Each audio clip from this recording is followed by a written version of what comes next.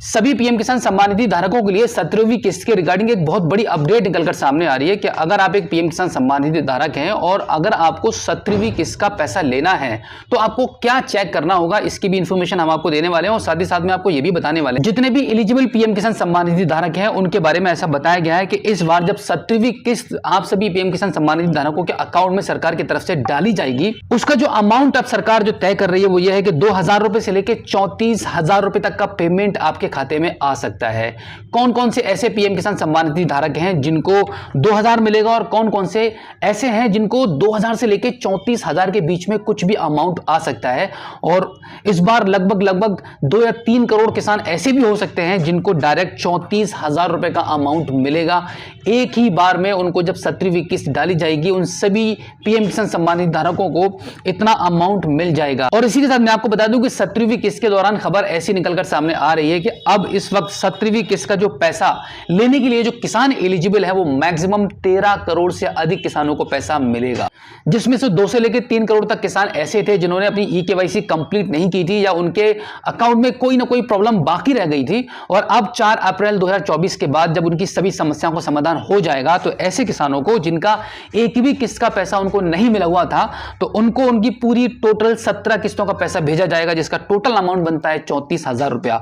और जितने भी ऐसे पीएम किसान सम्मान निधि धारक हैं जिनको पैसा कंटिन्यू मिलता चला आ रहा है, यानी कि 16वीं किस्त भी इनको प्राप्त हुई है, उनको 2,000 मिलेगा। और ऐसे पीएम किसान सम्मान निधि धारक जिन्होंने नए रजिस्ट्रेशन किए थे, यानी कि फरवरी के मंथ में और मार्च के मंथ में उन्होंने नए रजिस्ट्रेशन किए हैं, तो उनको 16वीं किस्त का भी पैसा मिलेगा और 17वीं किस्त का भी पैसा मिलेगा। ऐसे किसानों को एक बार में 4,000 रुपए का अमाउंट सरकार की तरफ से आपको भेजा जाएगा।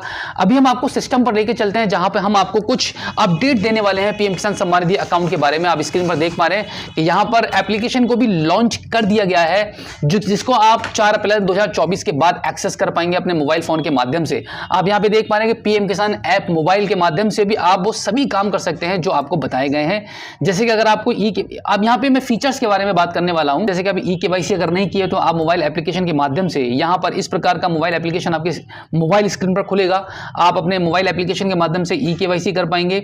साथ ही साथ में अगर आपको किसी का अपनी फैमिली में नया रजिस्ट्रेशन करना है या आपका खुद का आपको रजिस्ट्रेशन करना है तो यहां पर न्यू फॉर्मर रजिस्ट्रेशन भी हो पाएगा।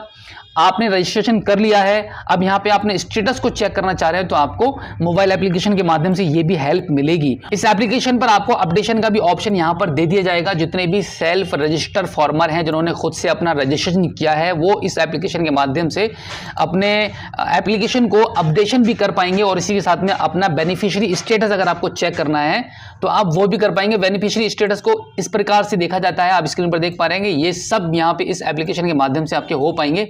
और इसी के साथ में अगर आपको कोई क्वेरी होती है, कोई प्रॉब्लम आपको आ रही है तो वहाँ पे आप सवाल भी कर सकते हैं। हेल्प डेस्क का ऑप्शन आपको यहाँ पे मिलेगा।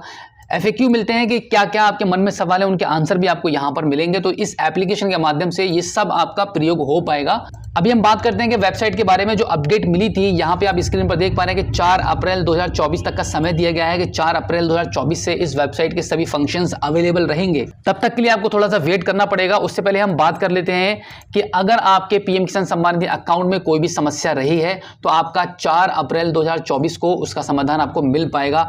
जैसे कि मैं बात करूंगा लैंड सीडिंग की। अगर आपकी लैंड सीडिंग नहीं है, अगर लैंड सीडिंग आपकी यस नहीं है तो आपको तहसील जाना पड़ेगा आपकी फर्द को लेकर। और अगर आपकी ई-केवाईसी नहीं है तो आप, जैसे कि मैंने आपको अभी बताया कि मोबाइल एप्लीकेशन के माध्यम से आप ई-केवाईसी कर पाएंगे।